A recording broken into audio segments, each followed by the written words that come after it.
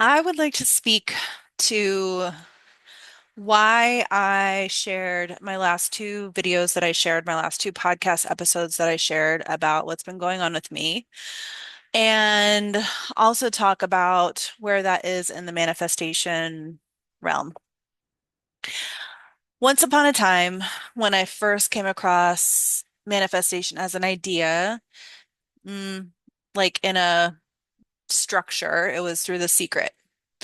And I don't know. Maybe I was blown away. Maybe I wasn't. I don't know. I always believed that we could be creators of our own lives. And I also always knew that if we got a hold of how the universe works, then we could create reliable effect from the things that we do. I still believe that, and that is a big part of what I have sought, found, taught, followed in my life. And so The Secret came along into my world, and it was interesting and followed along with that idea that I already had. I always appreciate things that feel validating. And I don't know if it blew my mind, but I was interested. And so it brought up a conversation at the school where I was a student at the time. And, we're all kind of talking about it. And there was this one man, Franklin, I'm going to call him by name, and he was talking about manifesting his job. So the school that I went to, this was as an adult, it was a healing arts school. And most people at this school, at least at that time, were broke. And it makes sense because that type of school definitely attracts people who are non-traditional. The things that most of the world was doing at the time didn't fit for them. And so that meant for many, many, many of us, we didn't have a lot of money. Franklin had money. And so around the time of this secret conversation, we were having some kind of gathering at his house. And he started talking about how he manifested the money that he wanted. And he kept talking about how he would imagine, he would visualize, he would visualize, he would visualize, he would visualize, he would visualize what he wanted. And he had been broke before that in his 20s, which most people are broke in their 20s kind of, and figuring things out. And I don't remember what salary he wanted, but he wanted a specific salary, and so he just kept imagining it. And then out of nowhere, he got this job. And I remember being so angry in this conversation because I'm like, you don't just visualize and then it happens. And when I say that I have sought and learned and taught how the universe works, there are principles that go into creation, and they follow the energy of the chakras. Ether, which is space, and it is the energy of inspiration, invitation, something new comes into your field, and it excites you to move forward. And then there's the air element, which relates to the heart chakra, and that is the place of possibility and imagination and organization. And then fire, which relates to the solar plexus, and that is a place of focus, motivation, and action. Then there's water, which relates to the sacral chakra, and that is the place of resource and flow. And then there's earth, which relates to the root chakra, and that is the place of it coming into manifestation in the 3D world. So what he's saying is he just did ether, the imagination, and then skipped everything else, and then it arrived at his doorstep. There are things that have come into my life that feel like they happen that way. But all of those elements are somehow related to for something to come into creation. Sometimes more of this, less of this. Sometimes less of this, more of this. It just depends. But all of them are related to in some way for that creation. So no, he did not just imagine, and this is what I said to him. I said, you didn't just imagine this salary and out of nowhere, somebody called you on the phone and said, can you come work for us for this amount of money? When I was at that school, all my friends and myself thought that was the reality. We're like, if we just love what we love, do what we do, we're just going to have people come, like picking up the phone and calling us and asking us for our help. You have to do something. And what you do is different. It doesn't mean you have to hustle. It doesn't mean you have to beat your head against the wall to make something happen. Like too much time in the fire element, which is the action place, like that's the old paradigm. That's the equal and opposite reaction. That's the place of I just have to keep doing and going and doing and going and doing and going and doing and going and doing and going. And it's actually when you get to the water element where what you've put into motion gets to come back to you and now there's a flow happening. Like that's when you get to kind of let go and like your creation gets to be nourished and you don't have to put in as much work. But the old paradigm is like, no, you have to stay in the fire. But this new paradigm of just ether to earth is also erroneous. Like, come on, guys. Okay. So I said, you did not just visualize the amount of money that you wanted, and then somebody randomly called you on the phone and asked you if you wanted the job. So what did you do? What did you do? Did you put in your resume? Did you update your resume? Did you go to a resume updater creator person? Did you write a cover letter? How many jobs did you apply to?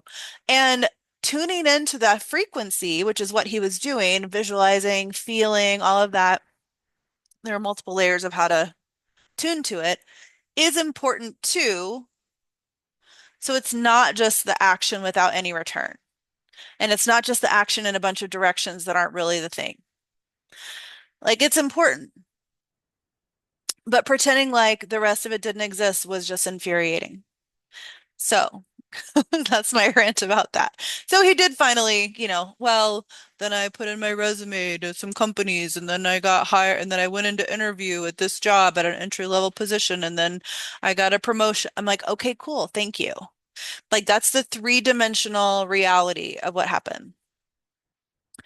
So coming back to my part one and part two videos, audios that I just posted, I think it's important for myself, for posterity, for anybody who might be following this journey, whether you know me personally and you're following because you just want to know how I'm doing, or if you are new here and you're following because you want to see what the hell's going on around here. It's important to recognize like how things are happening. What is leading to what? And then we know like what's being put in the way of what and what is supporting what. So, for example, I did my coffee thing. So my action when I really wanted the coffee was to experience coffee's desire for me. So not a typical action, right? It wasn't like, okay, then I went and got a job, made some money, then I went and bought the coffee. Like I sat in my car at the park with my dog. I tuned into coffee. I tuned into coffee's love for me. I felt coffee pull me toward it. And then I got a call from somebody. asking if they could bring me coffee. And then I've had coffee ever since. Ever since. It's been a few months, but it has been around and in surplus and available and delicious and yum. Love it. So that was my action in that case. When I'm talking about going on this journey that I imagined over the summer, last summer, I imagined it last summer, but I still wanted to do it this summer. What did I actually do?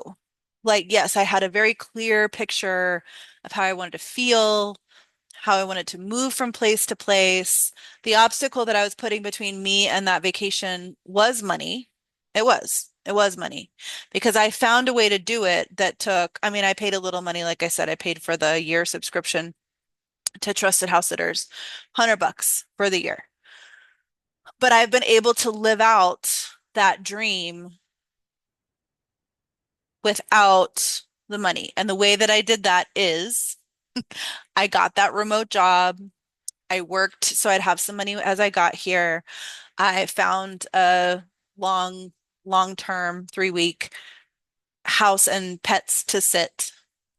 And that got me out here in the first place. And now as I'm out here, I'm continuing to lengthen, how long I'm able to be here, exploring different places, getting to sit different houses, dogs, cats, all of that. Camping sometimes, having a day off here and there. I'm able to do all of that. And that's how I did it. Those were my action steps. Signing up for trusted house sitters, getting a job temporarily, getting the money and the place to stay for when I got out here. And now I'm out here getting to search for the jobs. So like those are my action steps. And again, they're not typical. Like most people's action steps for this kind of trip would be like, I mean, well, one, I'm planning to live here, so that's not just a vacation. But if somebody considered it a vacation, like save up money for the from your job and accrue your PTO and then take a month off and then travel out here and then pay, I mean, for a month of stays, like how many thousands of dollars would they have been paying, let alone food and gas and all that kind of stuff. So my actions are atypical, but they are there. So I'm wanting to track those. I'm wanting to track them for myself. And again, I'm wanting to track them for anybody who might be paying attention and might be like, I have this dream, I have this vision, and this is the only path I see to it. And I'm here to say there is absolutely another way. There are actually infinite ways to get to the vision. Just we have very storied ideas about how to get things done. And that's actually the thing that is in my awareness the most right now, I would say, is like how compressed the human idea is about how we should be living. And I am 45. I don't know if I've ever done anything since I've been, at least since I was 27. I don't know if I've ever done anything as expected. Like, not really. Everything I've done has been kind of unique. Not like I know people who are doing similar things because I run in circles with people who also are atypical, not neuroatypical, just atypical. Um, but and even I have like a lot of limitations around how I think things are available because the world t tells me that. Even when I challenge it, I challenge it repeatedly, and the world is still like, well, I don't know. I mean, the people in the world, not the world itself. The world and the universe like want us to be an infinite creation. We are an infinite creation. We are. We just are. But the people in the world tell us to keep creating more of the same. And now the world is kind of telling us that more of the same is not really that functional because it's been fucked up and the fucked upness has come to the surface. And now we're all trying to digest all the fucking shit in the world while creating it and trying to create it differently and trying to create it differently. So it has been strongly in my awareness how compressed the idea is of what is available and what a life is comprised of or should be comprised of, or what the path is, and that there should be a path. And there are things that I want that are classic traditional things. And there are a lot of things that I don't even know what I want, which is kind of the place that I've been more recently, and kind of what I was trying to get to through what I was talking about in my last two recordings. I want something that I haven't seen yet. I want something that I haven't come across yet. And it's creating a little bit of existential, sometimes dread, but just like, um, not death, but like, it's like gray noise or something. Like it just feels really mundane and whatever. And I'm like, this isn't whatever these normal things are not it. And I don't know, again, I haven't come across it yet, so I don't know what the thing is that I'm looking for. Um,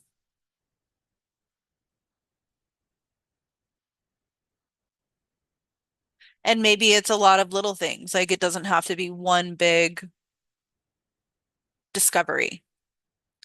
It might just be small discoveries along the way. So, where does all of this fall in the specifically the ecstatic manifestation journey? The ecstatic manifestation journey is comprised of five primary steps and then like many ways to kind of accomplish them, if you will. And this is in the sort of first step, which is clearing the space. And I want to talk about this in a way, one that I do have in my regular booklet, and also in a way that I don't have in my regular booklet. So, in my regular booklet, I talk about it in terms of like we're always manifesting all the time. Like I said, we're always creating. And all the things that we are creating that are unconscious are taking up space and capacity in our creative field. And so, one of the ways to break down those things, to clear them, is by tracking. And I say this all the time because I had resistance to tracking myself for a long time. Because I'm like, well, that's boring. Why do I want to just keep track of what I'm already doing? Blah. But the reason that you want to do that is because you don't know what you're doing unconsciously until you know what you're doing unconsciously.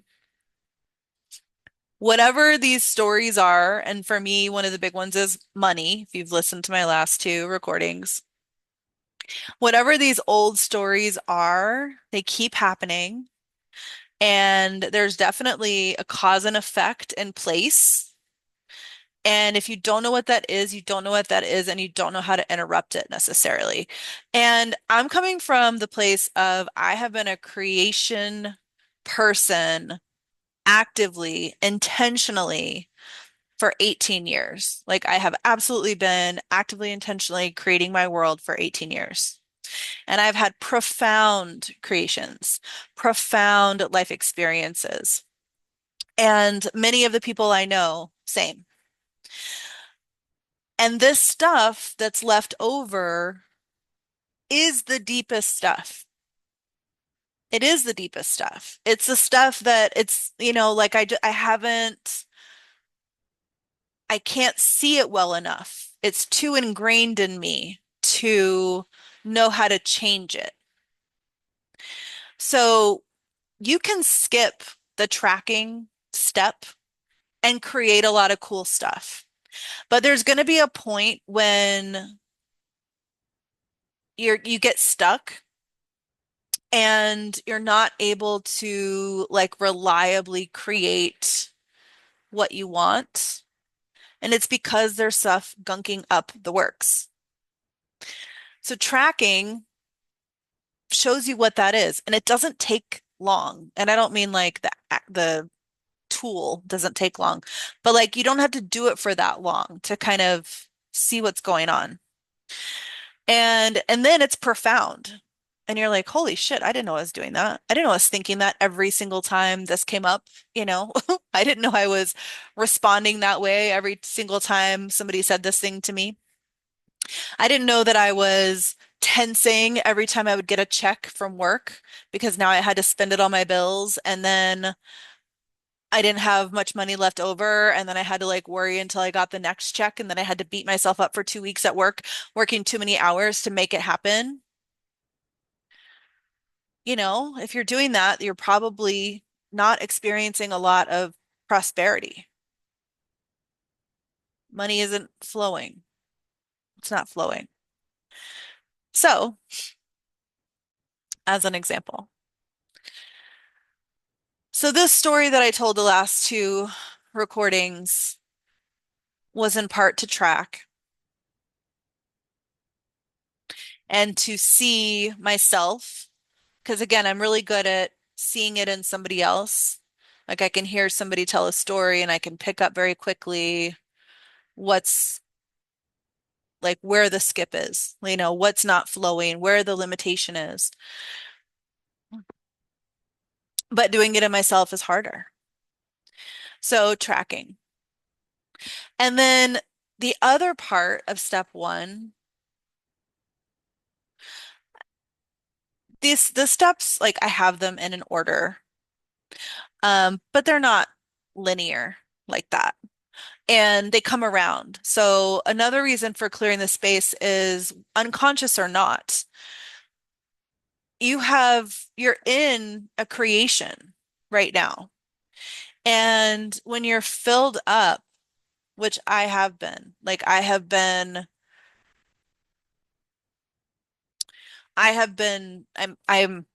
leaving a creation that I had in Arizona, and then I've been fast, fastly, quickly moving through these new creations, and it's rapid. It's rapid for me. I'm a Taurus, so it takes me a little more time to break apart something, to let it go. Um, so I'm moving through all these creations, and when I don't stop to track or digest, like that's the other thing tracking does is digest to help clear the space. Digest my experiences, digest what I've been doing, digest what I've been going through, feeling, um, choosing, you know, all of that stuff. Then I miss it, and then I just feel like way too saturated. And then there's just like confusion and fog. So, tracking. Part of step one of ecstatic manifestation, clearing the space. Decrystallize your unconscious manifestations, help you digest your intentional manifestations, and that way you have room for more, even if you just want more space for a minute. If you want a breath.